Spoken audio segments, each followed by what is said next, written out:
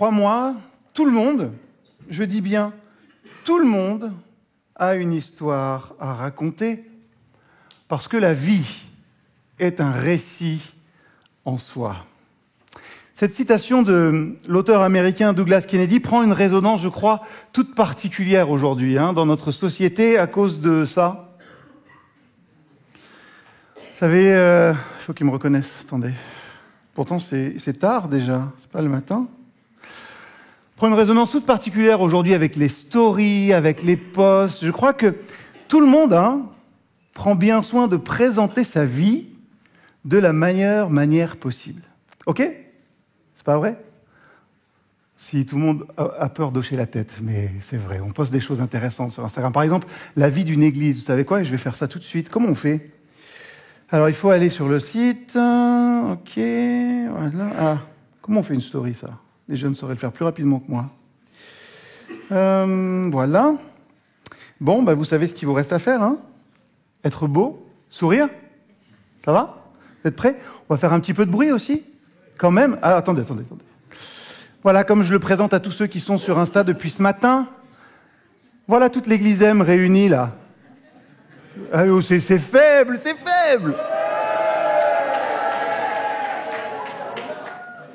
Voilà. Et après, pour que tout le monde soit content, vous savez ce qu'on fait ? Pour que tout le monde voit bien ce qu'on fait, on met un petit hashtag @égliseM, évidemment. Et puis, on finit en mettant le plus important. Si vous ne suivez pas, allez-y, @égliseM jeunesse. Voilà. Et on poste. Et on est bon. On aime bien se mettre en scène aujourd'hui, pour toute chose. Aujourd'hui, on met sa vie en scène tout le temps. Qu'on se mette un casque sur la tête dans la rue, par exemple, ça vous arrive jamais ou ça vous est arrivé peut-être les plus jeunes ? Vous savez, vous êtes là et vous dites « Waouh, la musique, elle est trop bien, j'ai l'impression d'être dans un clip. » Vous savez, vous marchez comme ça. Beau gosse et tout, vous imaginez... Ouais, je sais, même Jean-Paul, il y pense la dernière fois qu'il a fait ça. C'est un fait. Les humains aiment les histoires. Nous sommes, nous-mêmes, faits d'histoires et de souvenirs. Et je crois que cette attirance pour les histoires est le propre de l'homme. Et Jésus, d'ailleurs, l'avait bien compris, puisqu'il a raconté des tas de petites histoires pour nous faire comprendre de grandes vérités. Alors, il y a un neuroscientifique américain qui s'appelle Paul Zak. Il a démontré que finalement, les histoires permettent au cerveau de produire 2 types d'hormones. Alors, je lis les recherches que j'ai lues, je ne suis pas du tout scientifique. Les 2 hormones que peut produire une histoire, l'une est nommée la cortisol, c'est l'hormone du stress, et l'autre, l'ocytocine, ou hormone de l'attachement, du bien-être, de l'empathie. Et pour comprendre comment fonctionne notre cerveau, Paul Zak a mené une expérience en invitant des personnes à écouter, visualiser une vidéo qui raconte l'histoire de Ben. Vous pouvez retrouver ça sur Internet, il n'y a pas de souci. Et pendant que les gens regardaient cette vidéo, ils observaient ce qui se passait dans le cerveau et les réactions de celui-ci. Et le principal enseignement de cette étude est que pour produire une histoire passionnante, il faut 2 critères. Le premier, c'est déjà que l'histoire doit susciter notre intérêt et retenir notre attention. Le deuxième critère, c'est qu'il faut que cette histoire, elle nous transporte dans l'univers des personnages. Autrement dit, le meilleur moyen de capter l'attention du public, l'attention des gens à qui vous vous adressez, c'est d'appliquer soigneusement les lois de proximité pour l'inviter à s'identifier tant à l'histoire qu'au personnage et éveiller ainsi sa curiosité. Je ne sais pas vous, je vous raconte ça ce matin, mais moi j'ai trouvé ça super intéressant. Parce que nous sommes, pour la plupart, et je n'ai pas dit tout le monde. Donc si vous n'êtes pas dans la plupart, surtout ne vous offensez pas, ne me jetez pas votre livret ou votre enfant, ça arrive, sur moi. Mais nous sommes pour la plupart paralysés, je crois, à l'idée de parler de Jésus à un étranger, mais pire encore, à nos amis. À la rigueur, sur Insta, comme je l'ai fait, c'est facile. Tout le monde a ce petit pouce levé qui dit « God first », vous savez, Dieu en premier dans sa biographie. Tout le monde a ça. C'est pas très engageant, mais en vrai. La question qui se pose à nous au début de cette campagne, c'est sommes-nous prêts à appliquer les lois de proximité quand il s'agit de notre foi? Vous me direz, parce que vous avez plein d'excuses, mais Jérémie, moi je ne suis pas capable de faire ça, je n'ai pas fait des études de théologie. Et j'aimerais juste vous dire une chose, il s'agit vraiment, mais vraiment pas de ça. Témoigner de notre foi, il s'agit simplement de nous rapprocher des autres et d'éveiller leur curiosité. En fait, il s'agit juste de raconter notre histoire. Et j'ose espérer que dans notre histoire, notre foi est au cœur de celle-ci. Que notre foi n'est pas quelque chose qui se vit en dehors de notre expérience humaine, de notre vie, tout simplement. Notre foi ne peut pas être une part accessoire de notre histoire avec un grand H. C'est le cœur de celle-ci. Et la première grosse question que je vous pose ce matin, c'est est-ce que votre foi rend votre vie passionnante et passionnée? Grosse question pour commencer cette campagne. Je réfléchissais à cette première prédication et je me disais qu'aujourd'hui, en Église, tous ensemble, on n'a vraiment aucun problème à servir. C'est même quelque chose qu'on aime, servir Dieu et servir les autres. Ça, on n'a pas de problème, on est plutôt fiers de dire « Oui, tiens, je t'aide à faire ci, je t'aide à faire ça, on vous accueille, tout ce que vous voulez. » Je pense quand même qu'on a beaucoup plus de difficultés à parler, simplement, ouvrir notre bouche. Du coup, on met, c'est vrai, le relationnel avant toute chose. Il est important pour évangéliser, pardon pour le gros mot qui vous écorche les oreilles, pour témoigner aujourd'hui de bâtir des relations avant de partager l'évangile avec ceux qui sont à côté de nous. Alors, n'allez pas vous méprendre. Je pense que c'est une très bonne chose, cette manière de faire, que de pouvoir créer du lien et que ce développement est une bonne chose. Mais est-ce que cet objectif, vous savez, créer du lien, servir les autres, est-ce que cet objectif pourrait nous amener à nous détourner de la proclamation de l'Évangile, de cette bonne nouvelle, de cette histoire du Christ Sauveur qui, un jour, a bouleversé non seulement l'humanité, c'est général, mais aussi ma vie, votre vie, notre vie, à tous et à toutes, de cette parole, car Dieu a tant aimé le monde qu'il a donné son Fils unique afin que quiconque croit en lui ne périsse pas, mais qu'il ait la vie éternelle, de cette parole qui a changé complètement le sens de nos histoires, le cours de nos histoires. L'évangile de Luc et du livre des Actes sont écrits par un même auteur. Et tous les deux sont adressés à un homme du nom de Théophile. Et j'aimerais simplement lire avec vous le premier verset du livre des Actes. « Cher Théophile, dans mon premier livre, j'ai raconté tout ce que Jésus a fait et enseigné dès le début, jusqu'au jour où il fut enlevé au ciel. Auparavant, il avait donné ses instructions par l'Esprit Saint à ceux qu'il avait choisis comme apôtres. » Luc commence par rappeler à Théophile le contenu de son premier écrit, et c'est tout ce que Jésus a commencé à faire, servir, être avec nous, et enseigner. Qu'est-ce que ça nous dit simplement ? On peut dire qu'à partir de ce verset 1, l'Évangile, c'est à la fois tout ce que Jésus a fait, mais aussi tout ce que Jésus a enseigné. Ça va ensemble. Dans notre proclamation, on ne peut pas juste avoir Jésus t'aime avec les choses, il y a aussi tout ce qu'il a enseigné. Et c'est vrai que pour témoigner efficacement, il faut généralement une construction patiente de relations, de confiance avec les gens. Mais laissez-moi être un peu dérangeant ce matin. C'est pas du tout ce que je fais d'habitude, mais je sais pas comment je dois prendre des rires, mais c'est bien. Quelque chose ne va pas quand nous pouvons connaître des gens pendant plusieurs mois, voire plusieurs années, et n'avoir jamais parlé de Jésus avec eux. Là encore, vous allez m'objecter, mais Jérémie, c'est facile de dire ça pour toi. Et vous auriez raison. Parce que quand vous commencez à bâtir une relation avec quelqu'un, généralement, et ça m'est arrivé hier encore à une caisse de supermarché, la première chose qu'on vous demande, c'est « Et vous faites quoi dans la vie ?» Bah, effectivement, moi je réponds tout de suite, je suis pasteur. Alors, quelquefois, comme la caissière hier, c'est ah, mais tiens, c'est la première fois que j'en ai un. On ne va pas faire les courses au même endroit, Gemma, Jean-Pierre et tous les autres pasteurs du coin. Ou alors, il n'y a qu'à moi qu'on a posé la question, mais c'est ça. Ou alors, j'ai aussi ah, tiens, je ne pensais pas qu'un pasteur ressemblait à ça. Là aussi, je ne sais pas comment il faut le prendre, mais ça m'arrive encore aujourd'hui. Mais l'idée, en tout cas, c'est qu'après, la discussion prend toujours, de toute manière, une autre tournure, plus ou moins intéressante selon les personnes et selon les gens. Ce que je fais est connecté à qui je suis, simplement, toujours. Et j'allais dire, heureusement pour moi et heureusement pour vous. Mais laissez-moi vous raconter une histoire. Alors, c'est pas la mienne, hein, c'est un collègue pasteur américain qui me l'a raconté un jour. Et il m'a dit, il y a quelques temps, quelques mois, j'ai engagé une conversation avec le père d'un des enfants de l'équipe de baseball de mon fils. On a un peu parlé de tout et de rien, de son travail, de ses enfants, de notre ville, de la communauté. Et je lui ai demandé, pourquoi est-ce que tu as choisi notre ville?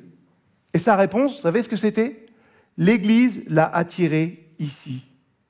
Il voulait élever sa famille dans une petite ville, choix, avec une bonne Église. Et plusieurs membres de sa famille lui avaient recommandé une église particulière et il a déménagé ici. Alors ce qui était rigolo, c'est que mon collègue me dit juste après, il n'avait aucune idée que moi j'étais pasteur d'une autre église, de cette même ville. Il ne savait même pas que j'étais chrétien.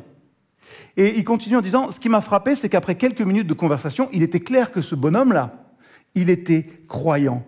Et que sa foi en Jésus-Christ était au cœur de sa vie.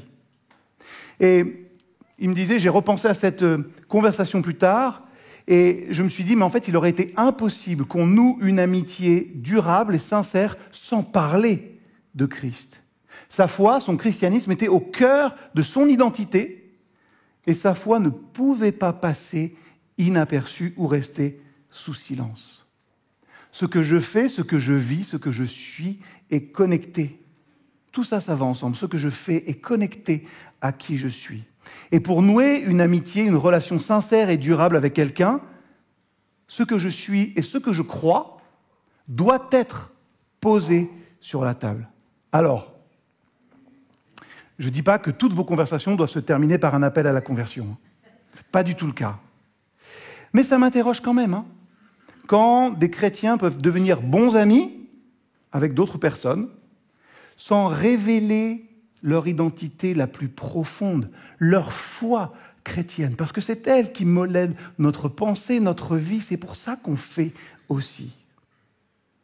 Et puis, je me dis aussi, est-ce que attendre trop longtemps, vous savez, pour parler de notre foi, non, je vais attendre, il n'est pas encore prêt, n'est pas un petit peu contre-productif? Moi, je me mets à la place de la personne à qui j'ai annoncé patiemment, à qui j'ai bâti patiemment une relation de confiance pendant des mois.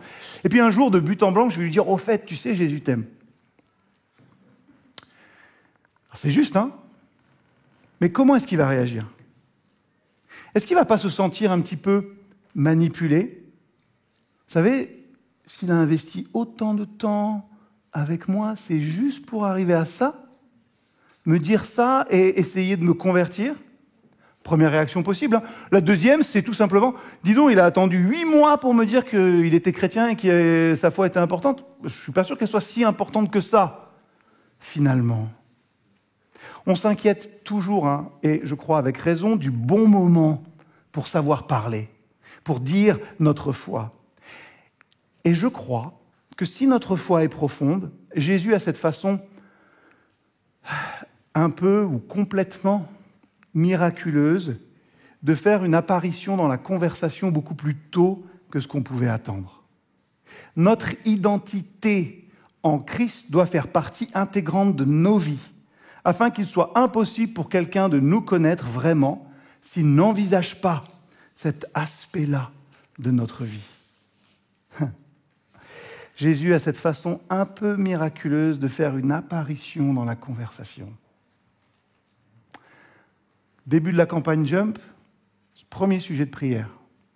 Peut-être que vous ne savez pas du tout comment parler, comment témoigner, comment dire aux autres que vous êtes chrétien. Eh bien, priez-le. Et dis, Seigneur, j'ai besoin de ton intervention un petit peu miraculeuse pour que j'ai une occasion, pour que j'ai une opportunité ou pour que j'ai le courage de le faire. Prenez cette prière avec vous, emportez-la et faites-la. Pendant toute cette campagne, on va parler de quelque chose qui est important pour chacun et chacune d'entre nous, c'est nos histoires. Ne ratez, s'il vous plaît, aucune des méditations du matin sur notre chaîne YouTube. Ce ne sera pas Gemma, ce ne sera pas moi, ce ne sera pas Jean-Pierre, ça va vous changer, vous entendrez vraiment... Non, je m'arrête là. Mais on va entendre des récits de vie et des témoignages. C'est quelque chose qui nous tient à cœur, ça, non? C'est quelque chose qui fait ce que nous sommes, nos histoires. Et tout le monde a une histoire à raconter. J'ai une histoire à raconter, vous avez, tout le monde a une histoire à raconter. Nos histoires, c'est ce qui nous rend uniques, c'est ce qui nous rend spéciaux. Sont elles aussi qui nous définissent, qui montrent et qui donnent le sens à notre existence. Quand vous êtes devenu chrétien, si vous l'êtes, Dieu a donné à votre vie une direction nouvelle, mais il vous a donné aussi quelque chose d'autre. Il m'a donné une mission nouvelle. Et cette mission, elle est unique. C'est glorifier Dieu individuellement, moi, avec ce que je suis, avec mon histoire, avec tout ce que j'ai vécu. Et collectivement, nous tous ensemble, avec tous ceux que Christ a appelés. Dans Proverbe 16, verset 4, il est dit « L'Éternel a tout fait pour un but ». Ça veut dire que moi, j'ai été fait pour un but, et vous aussi, vous avez été fait pour un but. Et ce qui est incroyable, c'est que Dieu a fixé l'objectif de notre vie avant même notre naissance. Éphésiens 2, verset 10, nous dit « En réalité, c'est lui qui nous a fait. Nous avons été créés en Jésus-Christ pour des œuvres bonnes que Dieu a préparées d'avance afin que nous les pratiquions. » Soulignez, le préparer d'avance. Dieu a préparé la mission de votre vie avant votre naissance. Or, ultimement, qu'est-ce que Dieu attend de nous? Qu'est-ce que Dieu attend de nous simplement? Dieu attend que nous le glorifions. Et vous voyez que tout fait sens, tout s'emboîte.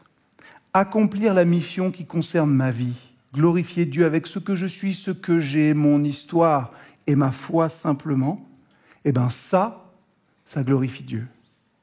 Et c'est important de le redire, il ne s'agit pas d'avoir un appel particulier, il ne s'agit pas d'avoir un ministère visible, que sais-je. Ce n'est pas à cause de ça que je suis précieux aux yeux de Dieu et pour sa mission.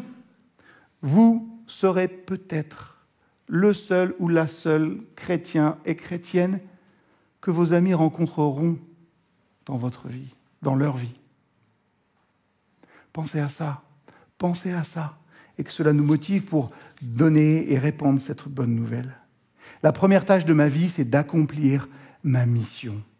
Jésus a dit en Jean 17, verset 4, « J'ai révélé ta gloire sur la terre en terminant ce que tu m'avais donné à faire. » Et la Bible dit aussi que ce qui est important, c'est d'accomplir avec joie la course, le ministère que le Seigneur Jésus a confié, annoncer la bonne nouvelle de la grâce de Dieu.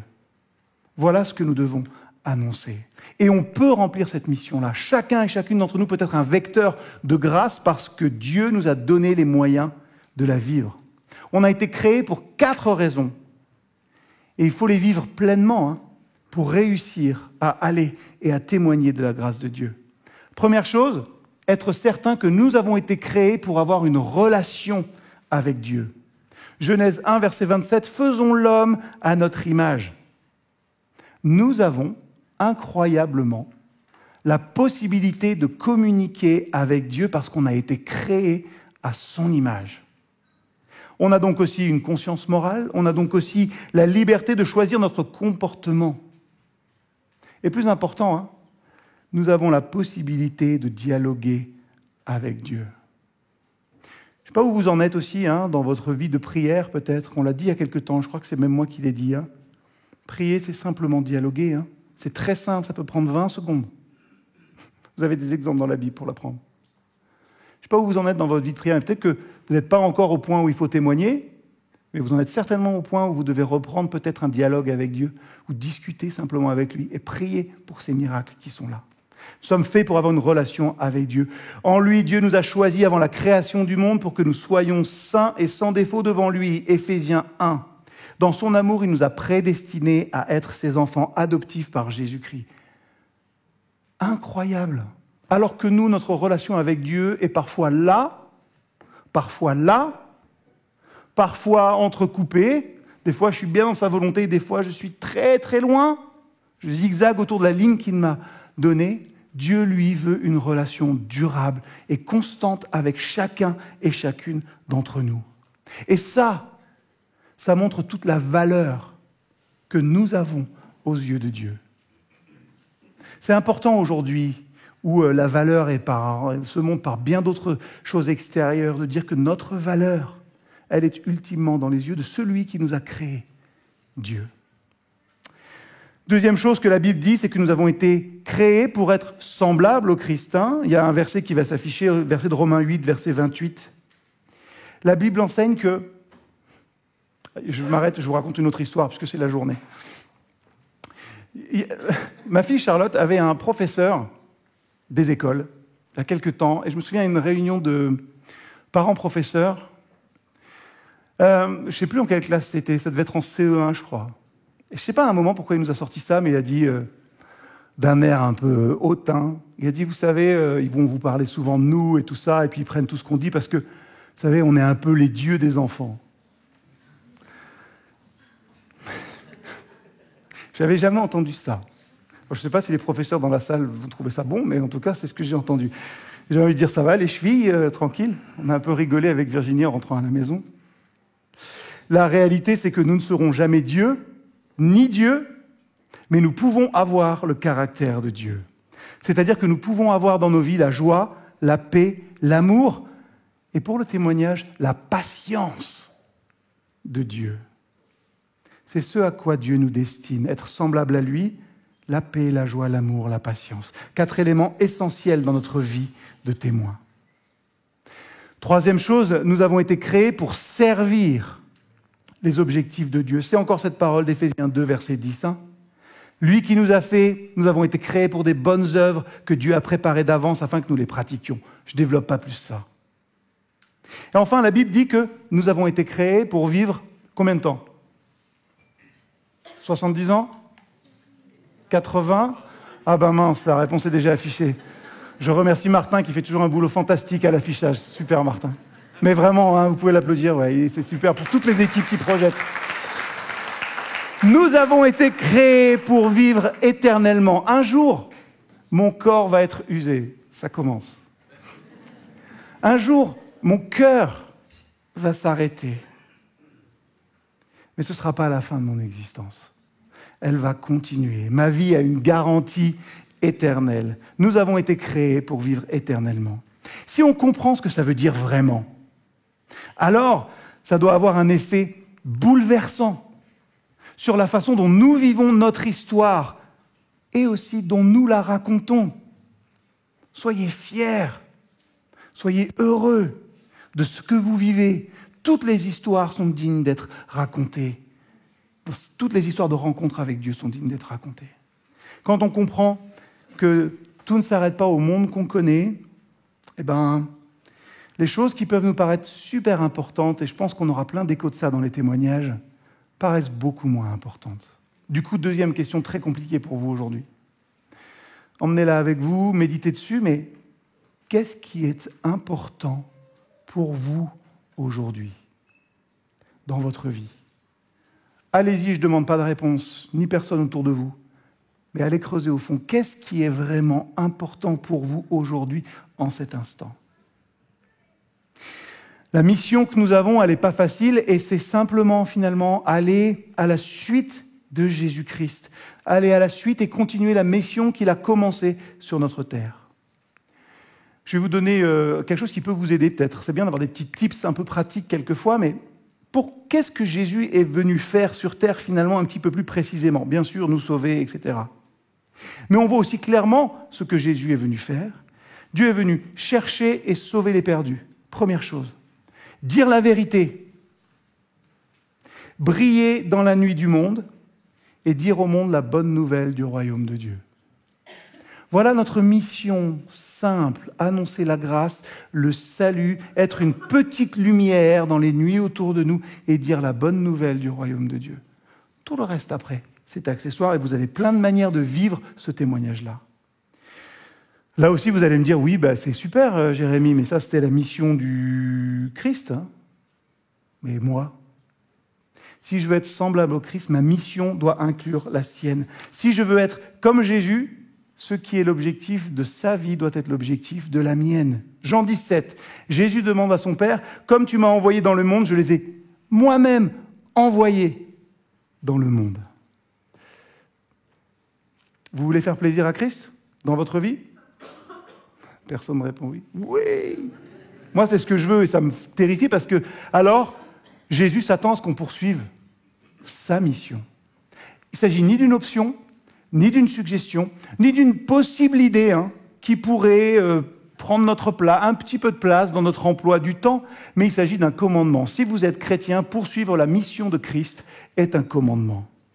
Et quand Jésus-Christ était sur la terre, il avait un corps physique. Il était présent en un endroit, en un instant. Et tout ce que Dieu a fait, il l'a fait au travers de Jésus-Christ, de son corps physique. Aujourd'hui, Jésus n'est pas physiquement sur terre.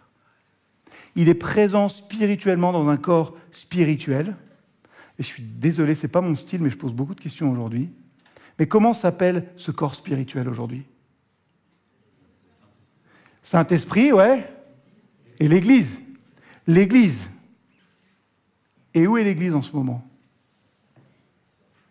Vous pouvez dire là, ouais, il y en a qui font des cercles et tout, mais bien sûr, l'Église est là. L'Église est là où sont les chrétiens. Quand Jésus était sur terre, il était à un seul endroit. Aujourd'hui, Jésus est présent dans un corps spirituel qui est partout sur terre.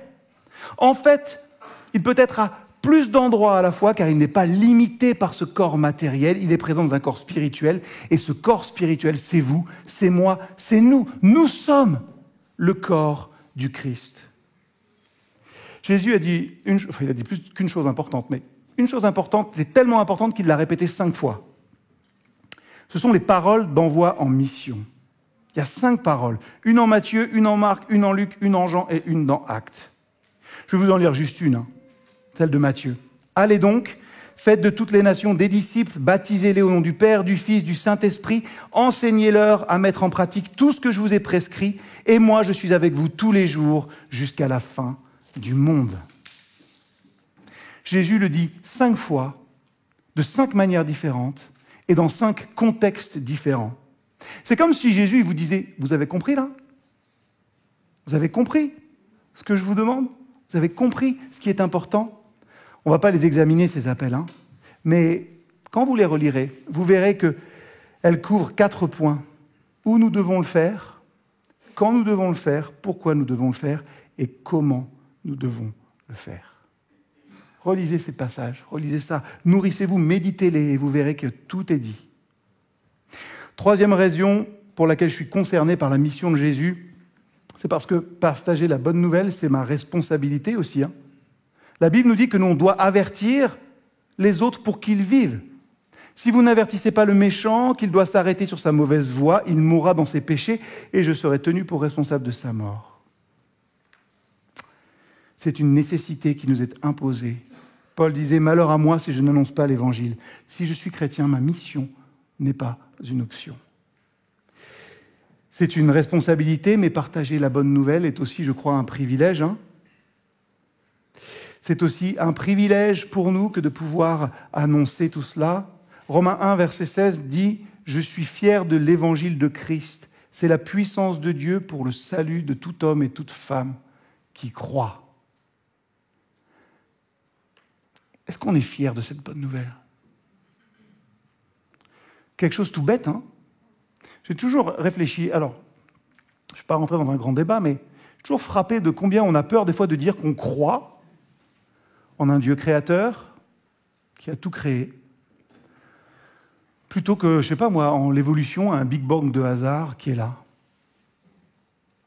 Réfléchissons-y. Est-ce qu'on est fier ? Je suis fier de l'Évangile de Christ. Est-ce que je suis fier de cette bonne nouvelle, de ce salut que j'ai en moi ? Et si j'en suis fier, est-ce que je suis reconnaissant aussi ? La mission de Jésus devient la même parce que je suis reconnaissant pour ce qu'il a fait pour moi. On l'a redit, on l'a rappelé. Et très souvent, on oublie peut-être dans nos vies combien la bonne nouvelle est effectivement une bonne nouvelle. Paul, il a dit aussi en Éphésiens 2, verset 12, « Souvenez-vous qu'à ce moment-là, avant votre conversion, vous étiez sans Messie, sans espérance et sans Dieu dans le monde. » Sous-entendu, c'était une vie malheureuse, sans espérance et sans Dieu. Aujourd'hui, nous avons l'espérance de Christ dans nos vies. Tous les hommes sont précieux aux yeux de Dieu et Dieu les aime. Nous les aimons aussi. Est-ce que nous sommes reconnaissants pour ce que Christ a fait pour nous? Alors, il y a une chose que je n'ai pas publiée dans mes stories Instagram, et je ne suis pas sûr que la com me laisse le faire, parce que ce n'est pas hyper populaire. Vous savez, une autre chose qui me pousse à poursuivre la mission de Christ, c'est que les hommes sont irrémédiablement perdus sans Christ. Si je mettais un hashtag devant, que je poste ça sur un réseau, peut-être que j'aurais un petit message qui va « Votre message a été supprimé, votre profil est suspendu car il va à l'encontre des règles de notre communauté. » C'est pas politiquement correct de dire ça. Romains 10, versets 13-14 dit « Toute personne qui fera appel au nom du Seigneur sera sauvée. » Mais comment feront-ils appel à celui en qui ils n'ont pas cru ? Comment croiront-ils en celui dont ils n'ont pas entendu parler ? Comment entendront-ils parler de lui si personne ne l'annonce ? Quelqu'un doit leur dire. Dieu, il aurait pu écrire la bonne nouvelle dans les nuages, que sais-je, mais il a choisi de vous utiliser, de m'utiliser, de nous utiliser ensemble. C'est un privilège de partager cette bonne nouvelle de Christ. Et sans Christ, les hommes sont irrémédiablement perdus. Or, Dieu veut que tous les hommes soient sauvés. Important de le redire, 1 Timothée 2,4. Dieu désire que tous les hommes soient sauvés et parviennent à la connaissance de la vérité.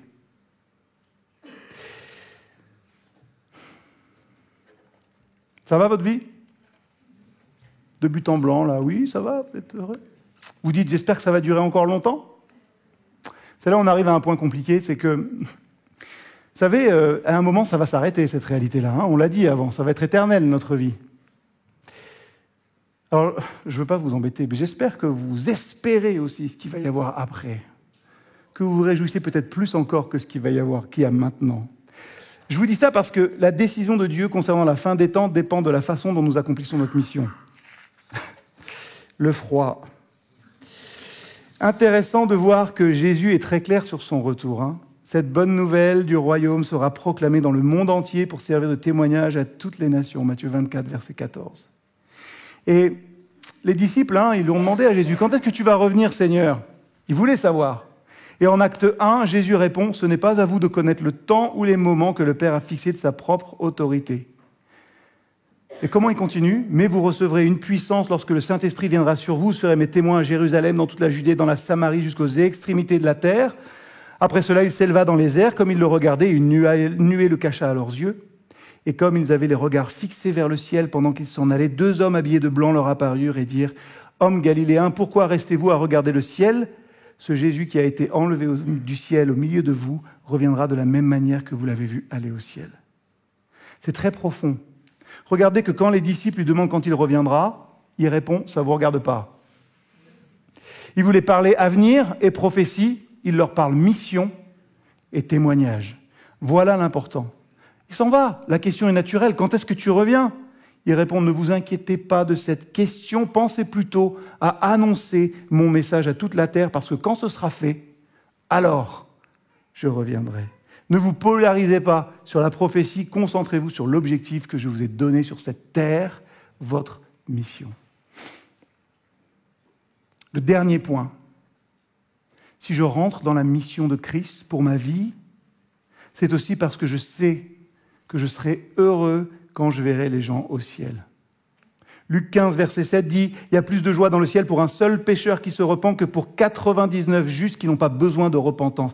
Il y a une fête dans le ciel chaque fois que quelqu'un accepte Christ. » Alors, pendant ces 4 semaines, nous allons entendre des récits de vie transformés par Jésus-Christ.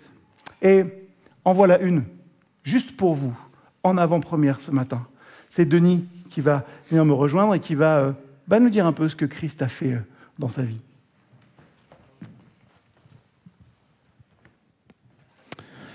Bonjour à tous et à toutes. Si je me présente aujourd'hui devant vous, c'est que je n'ai pas vraiment eu le choix. Ça commence fort. J'ai fait un pacte avec Dieu, je vous laisse imaginer qui a gagné. Donc me voilà sur cette scène et je vais vous partager quelques moments de ma vie. Je suis alsacien et j'ai grandi dans une famille chrétienne et on allait tous les dimanches matin à l'église à 8h30. L'église durait 1 heure et était 100% en allemand.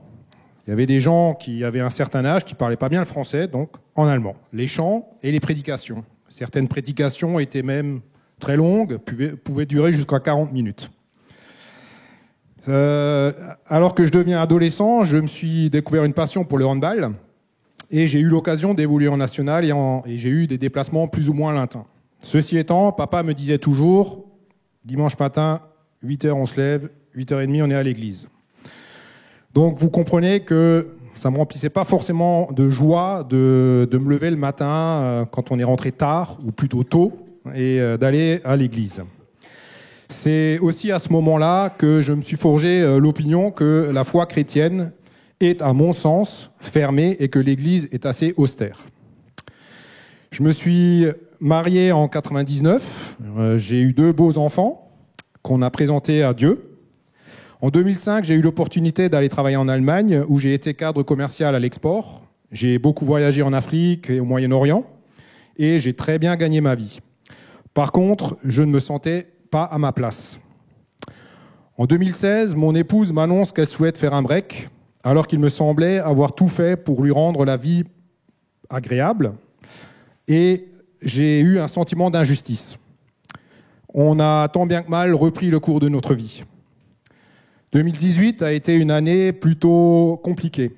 Après avoir donné 21 ans de ma vie à mon employeur, je me suis positionné contre lui. Ni d'une ni de deux, me voilà licencié. J'ai été meurtri par sa façon d'agir. J'avais un énorme sentiment d'injustice. En novembre 2018, nous sommes venus nous installer dans la Drôme où j'ai démarré une nouvelle activité dans une société de la région. Me revoilà reparti dans les avions, à voyager en Afrique. Malgré tout cela, je ne me sentais toujours pas à ma place. C'est à cette époque, sous l'impulsion de Catherine et de Jean-Christophe, que je commence à fréquenter l'église M. J'y allais de temps en temps et j'ai découvert que l'église pouvait ne pas être austère. En 2022, je décide de quitter mon job en demandant une rupture conventionnelle. J'ai profité de cette période sans emploi pour réaliser un vieux rêve. Je suis parti en moto pendant 6 semaines tout seul. J'ai parcouru la France, j'ai fait 7000 km pour revenir à mes origines en Alsace, où j'avais l'intention de passer 3 semaines avec ma famille. Le lendemain de mon arrivée en Alsace, mon épouse m'annonce qu'elle me quitte. Autant vous dire, même si notre relation était devenue compliquée depuis 2016, que cette annonce m'a dévasté. 25 ans de vie commune, 23 ans de mariage, balayés en quelques minutes. Je me suis dit, ce n'est pas juste, je ne mérite pas ça. À mon retour dans la Drôme, en juillet, j'ai résilié le bail de la maison où nous habitions. Pour résumer, me voilà donc sans emploi, séparé avec un divorce en perspective, sans logement. Là, je pense que j'ai touché le fond. C'est alors que je me suis rappelé que Dieu existe. J'ai repris le chemin de l'église M. J'ai également commencé à prier tous les jours et c'était à ce moment-là que j'ai fait un pacte avec Dieu. Seigneur, tu connais mes souffrances. Aide-moi à trouver mon équilibre, ma place. Aide-moi à trouver un logement. Aide-moi à trouver un travail. Aide-moi à faire une belle rencontre qui me permettra de croire à nouveau en la vie. Dimanche après dimanche, les prédications semblaient m'être directement adressées. J'en garde 3 en mémoire. Jean-Pierre, lors d'une prédication, nous a dit « Patience, lâcher prise, recevoir ». Oui, pour recevoir, il faut être patient et lâcher prise. Jérémie nous a partagé des moments terribles où Dieu a rasé des villages entiers, incluant hommes, femmes et enfants. Jérémie a terminé sa prédication sur ces mots. Dieu est juste. Malgré les turbulences, les obstacles et les épreuves qui peuvent nous être infligées, Dieu agit dans notre intérêt, même si nous n'en comprenons pas toujours les raisons. Gemma a évoqué le mot « heureux », qui veut également dire « en marche » en hébreu. Alors, oui, mettons-nous en marche pour suivre le Seigneur. Dieu m'a montré sa grandeur. Même si tout n'est pas accompli, Dieu m'a accordé un toit. Dieu a mis sur ma route une personne extraordinaire. Je suis toujours sans emploi, mais j'ai confiance en le chemin qu'il trace pour moi. Aujourd'hui, je me présente devant vous comme je suis. Bien que nous soyons tous égaux, nous sommes tous différents.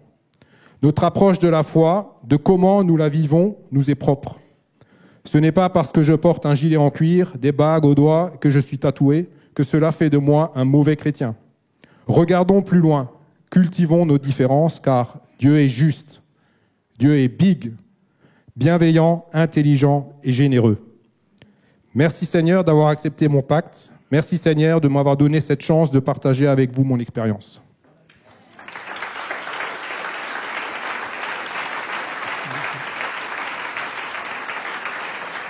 Et merci Denis de l'avoir partagé avec nous. Je voulais qu'on puisse entendre un témoignage. Vous allez en entendre plein. YouTube, tous les matins, 6h, on l'a rappelé. Parce qu'il est important de nous rappeler que nos histoires, elles ne sont pas simplement destinées à être gardées pour nous. Elles ne sont pas là pour ça. Elles sont destinées à être partagées et, qui sait, à inspirer et à apporter espoir et encouragement par le récit de notre rencontre et de ce que Christ fait dans nos vies. Vous vivez peut-être des choses similaires à ce que Denis a vécu. Vous n'êtes pas seul. Vous n'êtes pas seul. Pourquoi ? Parce que Christ est toujours avec nous. Alors, 4 semaines de campagne, 5 semaines, que nous puissions prendre pendant ces temps le moment de réfléchir, de nous poser et de partager notre histoire avec Christ. Vous ne savez pas quel impact pourrait avoir le récit de votre rencontre avec Dieu, avec les autres. Tout le monde a une histoire à raconter. Chacune de nos histoires est précieuse et digne d'être partagée. Alors, que Dieu nous bénisse, que Dieu nous garde et que nos histoires avec lui continuent d'apporter la joie, l'espoir et la paix à tous ceux et celles qui les entendent. Bonne campagne! Amen.